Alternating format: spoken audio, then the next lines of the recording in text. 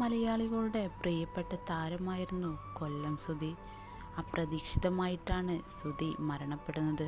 ഒരു പരിപാടിക്ക് പോയി തിരിച്ചു വരുമ്പോൾ കാർ അപകടത്തിൽപ്പെട്ടാണ് സുധി മരിക്കുന്നത്. ഇന്നും അദ്ദേഹത്തിൻ്റെ ഭാര്യയും മക്കളും സുധിയുടെ വേർപാട് ഉൾക്കൊണ്ടിട്ടില്ല. സുധിയുടെ ഓർമ്മയിൽ കഴിയുകയാണ് അദ്ദേഹത്തിൻ്റെ ഭാര്യ രേണു.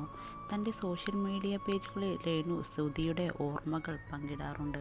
2 ദിവസം മുമ്പ് രേണു പോസ്റ്റ് ചെയ്ത ഒരു ചിത്രമാണ് ചർച്ചയാകുന്നത്. സിന്ദൂരം തൊട്ടുള്ള ഒരു ചിത്രമാണ് രേണു പോസ്റ്റ് ചെയ്തത്. ഭർത്താവ് മരിച്ച ഭാര്യ നെറ്റിയിൽ കുങ്കുമം തൊടാറില്ല, പക്ഷേ ഇന്ന് ഞാൻ തൊട്ടു, എൻ്റെ സുധിച്ചേട്ടന് വേണ്ടി. ഇന്ന് ഞങ്ങളുടെ 7ാമത്തെ വിവാഹ വാർഷികമാണ്.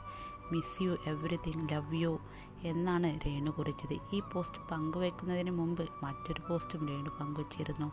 നാളെ എൻ്റെയും സുധിച്ചേട്ടൻ്റെയും വിവാഹ വാർഷികമാണ്.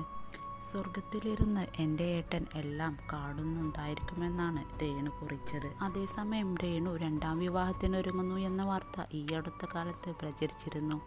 ഈ വാർത്തയോട് രേണുവിൻ്റെ പ്രതികരണം ഇങ്ങനെ: കൊല്ലം സുധിയുടെ ഭാര്യയായി മരണം വരെ കഴിയും. തൻ്റെ ജീവിതത്തിൽ ഇനിയൊരു വിവാഹം ഇല്ല.